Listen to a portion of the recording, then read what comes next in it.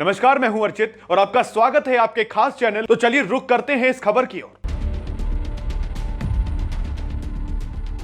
अमरोहा जनपद के हसनपुर कोतवाली इलाके के गांव रुस्तमपुर में रहने वाले किसान की 21 साल की बेटी कविता की बुखार से मौत हो गई।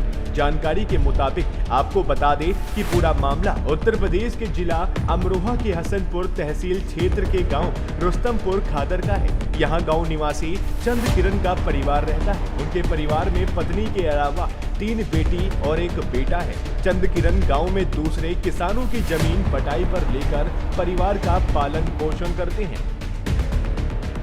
उन्होंने अपनी बड़ी बेटी कविता की शादी रहरा थाना क्षेत्र के गांव पतेई खादर में तय की थी। बुधवार को बारात आनी थी, लेकिन पिछले 5 दिन से अचानक बुखार आने के बाद कविता की तबीयत बिगड़ गई।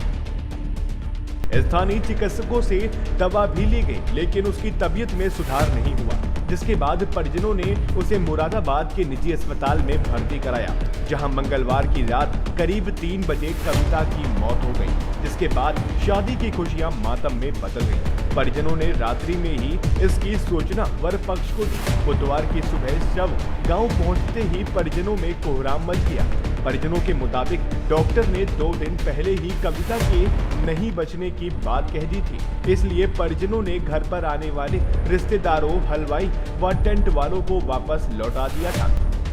परिवार वालों की इच्छा थी कि यदि कविता के स्वास्थ्य में सुधार होगा तो दूल्हे पक्ष के कुछ लोगों को बुलाकर सामान्य रूप से फेरे कराने के बाद उसे विदा करा देंगे, लेकिन ईश्वर को कुछ और ही मंजूर था। ग्रामीणों ने बताया कि मृतक 3 बहनों में सबसे बड़ी थी। वहीं उसकी मौत से उसकी बहन वर्षा, काजल तथा भाई प्रिंस का रो रो कर बुरा हाल था। वहीं मृतक की मां का करीब 10 साल पहले बीमारी के चलते देहांत हो गया था।